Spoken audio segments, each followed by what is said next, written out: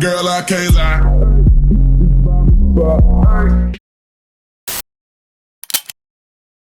Driving solo, I'm just swerving through my ends. When I'm sober, I just don't like who I am. Hold me up before and I feel like myself again. Roll me up some dope and I feel like myself again. I'ma break every box they try to put me in. I'm actually gonna try and recreate this look that I saw on Instagram. I saw it by Miss Valentina on Instagram. She had this really nice like neutral eye and I loved it so much, so I'm gonna see if I can try to recreate it. So that's the makeup I'm gonna try to do today, but obviously you guys know the drill. This video isn't about the makeup. This video is about what I'm about to talk about, so let's get started. I know you don't date, but if you were to date, would it be a public relationship? It's funny how I made the video, but I still get this question like all the time. If I were to date, would it be a public relationship? Probably not. The main reason to why is probably because, I don't know, like after or because I made that video, I feel like there's a lot of pressure now. Social media definitely adds so much pressure to a relationship. You can literally see break up just because of the pressures of social media, blah blah blah, especially if you have a couples channel, blah. And I feel like in my situation, since I made like me not dating such a big deal, if I were to date, the guy would have to be perfect. Like he would have to be like God himself. Like no flaws, no nothing. Like he has to be perfect. But perfect guys don't even exist. So that's a bit of an issue.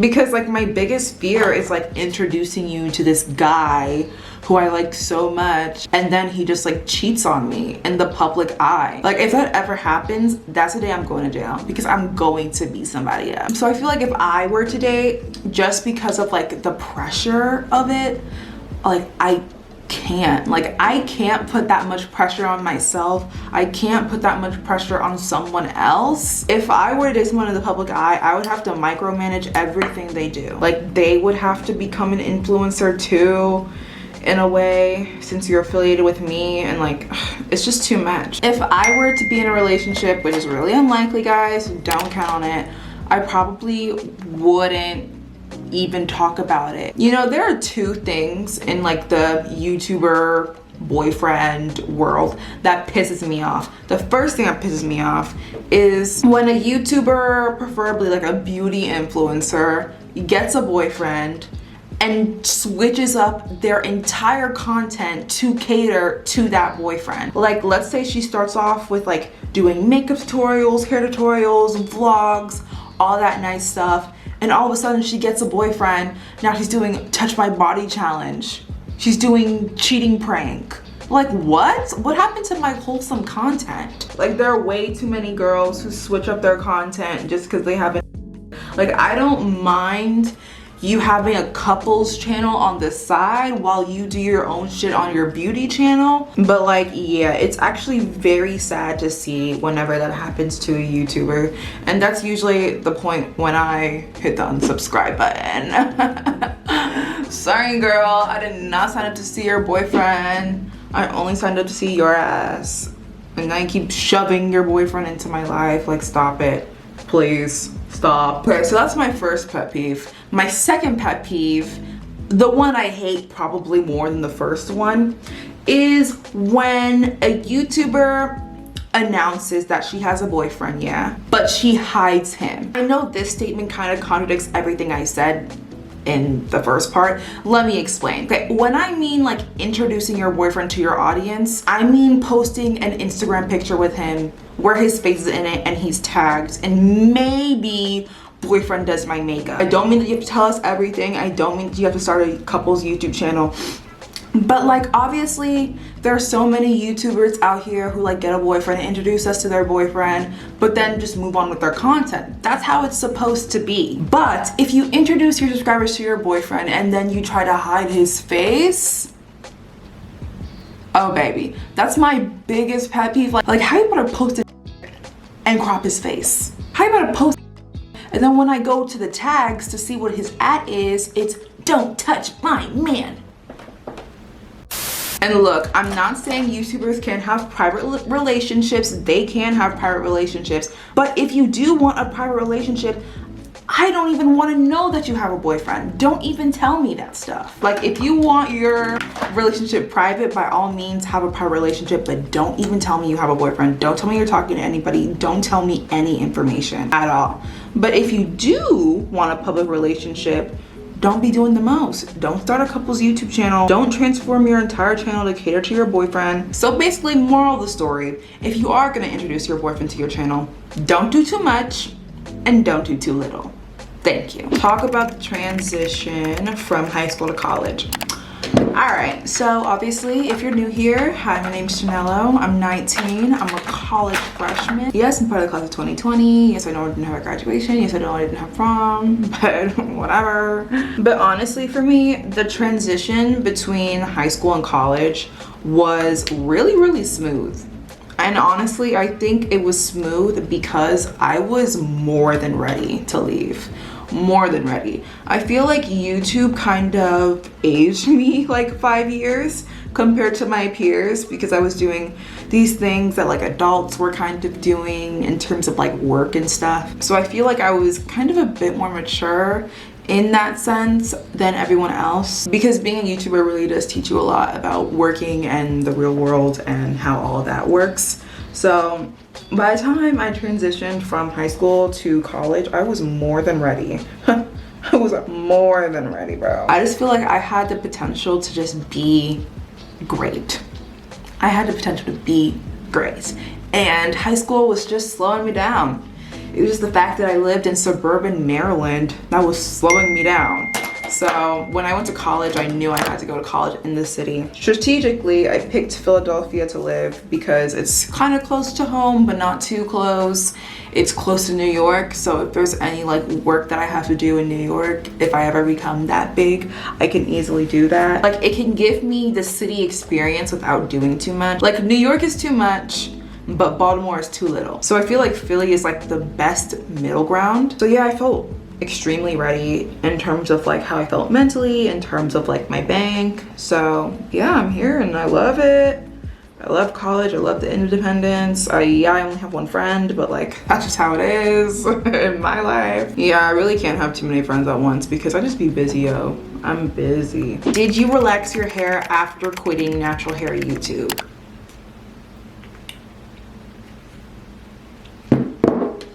Y'all, I'm hanging on to a thread.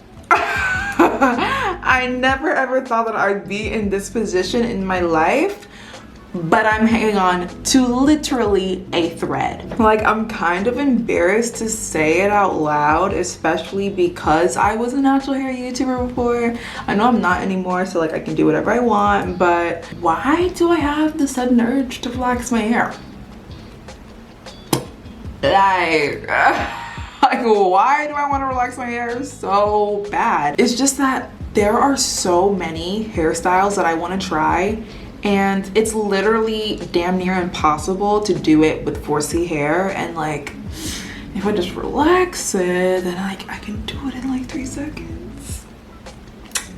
But to answer your question, no, my hair is not relaxed. I'm still very much a naturalista, but girlie's hanging on to a thread, bitch. Like, if I see one more cute hairstyle, I'm doing it. I'm doing it. The thing is, if I do it, I'm not sure if I'm gonna like document it or like really tell you, because I feel like you guys would be disappointed in me. So I don't know, man. If I do, you'll never know. But right now, like, it kind of makes no sense for me to relax my hair because I don't even wear my hair out anyway. I wear wigs 99.9% of the time. My hair is never even out, so it would kind of make no sense. But I don't know. Still hanging on by a thread. Invisalign update. Invisalign's going really well. I can definitely see changes in my teeth and it makes me really excited, and I've gotten used to wearing them.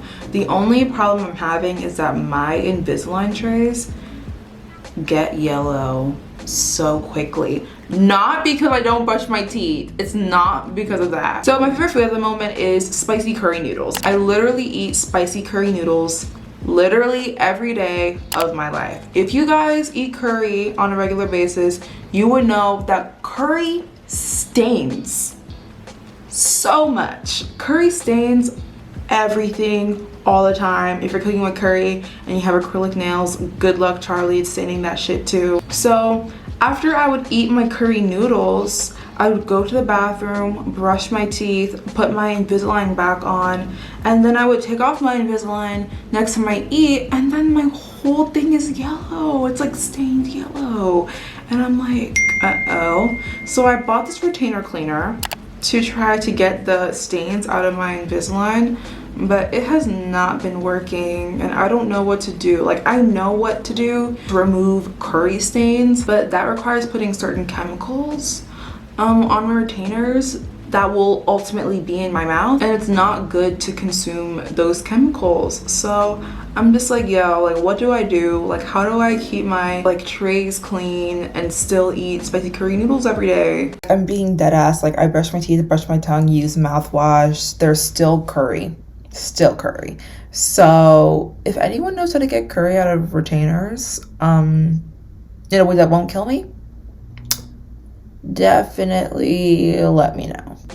Okay, the eye makeup is giving raccoon, but whatever. Like, I'm pretty sure on camera, like, you can't really tell, but like, if you were to see me in person, that shit would be.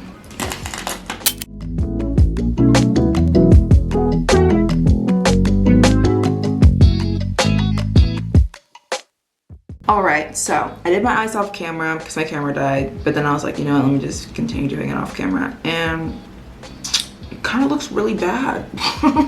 It kind of looks really fucking bad. So I'm just gonna keep it because I'm kind of lazy. What's your least favorite thing about being an influencer?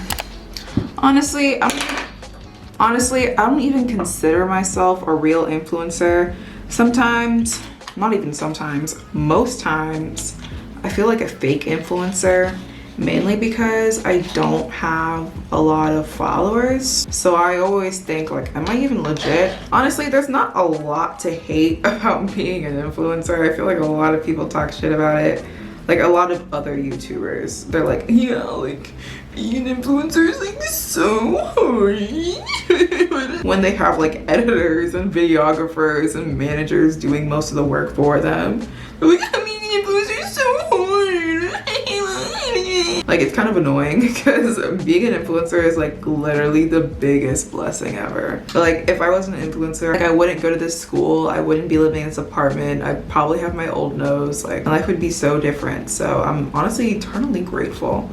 But although people do like to bitch and moan about this job, it does have a couple cons, but the cons do not outweigh the pros at all. So I would say my least favorite con about it is probably how social media influencing kind of affects my real life relationship with people. Like, I saw this a lot when I first came on campus. Like, when I first came on campus, there were so many people, I had a lot of friends, and everything was going really well, but then you kind of just realize that a lot of people don't even like you.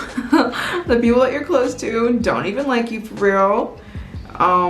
Then you're all like, what the fuck, like, why don't they like me? And it's not necessarily that they want to take your clout. That's not it. I've never ever met anyone that's wanted to take my clout. I don't even have clout to take. It's not necessarily that they want what you have, it's just that they don't want you to succeed in what you're doing. And I've had way too many people around me, like those first couple weeks of college, who would influence me to do the worst things. Like, if they knew that I had like a test in the morning, and like I was like, yeah, this test in the morning is a really big test, they would be the ones encouraging me to drink or to smoke, when that's not a good idea when you have a test, you know? You really just need to surround yourself with people who actually want to see you win. That's the biggest thing in terms of YouTube.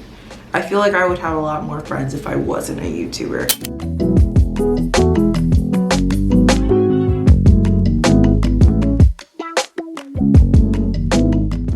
All right, I'm done with my eye makeup. Now time to move on to the rest of my face and answer some last couple questions. A question that I just saw right now is about living situations and like where I'm gonna live, blah blah blah. Everyone wants to know where I'm gonna move after I graduate, blah blah blah. Honestly, right now, y'all know I live in Philadelphia. In terms of like where I'll live after I graduate, I really don't know. All I know is that I'm not moving back to Maryland.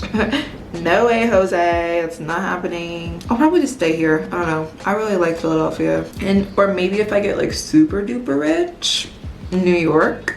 The thing is, if I live in New York, I need to be making bank. Like, I need to make bank. Like, there's no ifs, ands, buts about it. I have to make a lot of money. Those New York City apartments, like, I literally saw on TikTok the worst apartment ever. It was literally labeled the worst apartment ever.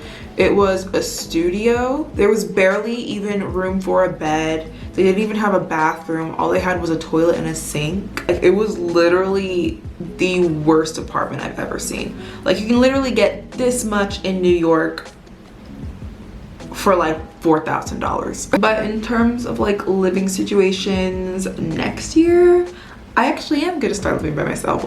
I'm so excited. It literally makes me so happy just thinking about it. Like, I literally have dreams about my future apartment every single day. But yeah, I'm gonna be living in a studio by myself because you guys know, like, I grew up with a lot of siblings. I grew up sharing a room. I grew up always having to share my space, which is fine if I'm sharing it with like my siblings, like my literal blood. But sharing a space with like complete strangers and sharing a space with your family, that's so different. It's two very different things. Because sometimes like I tolerate things with NECA because she's my sister. Like, what am I gonna do, punch her in the face? I actually might, you never know. But like, there's some things NECA does I can tolerate because she's my sister.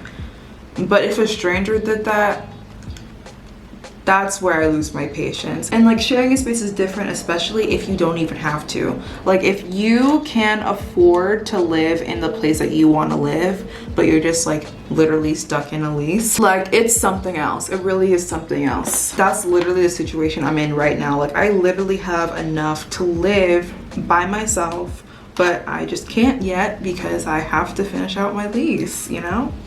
So that kind of just sucks. But don't worry, I'll be a lot happier. I'm counting down the days. I literally made a countdown on my Instagram. 4 months and 27 days until I will be the happiest girl in the world.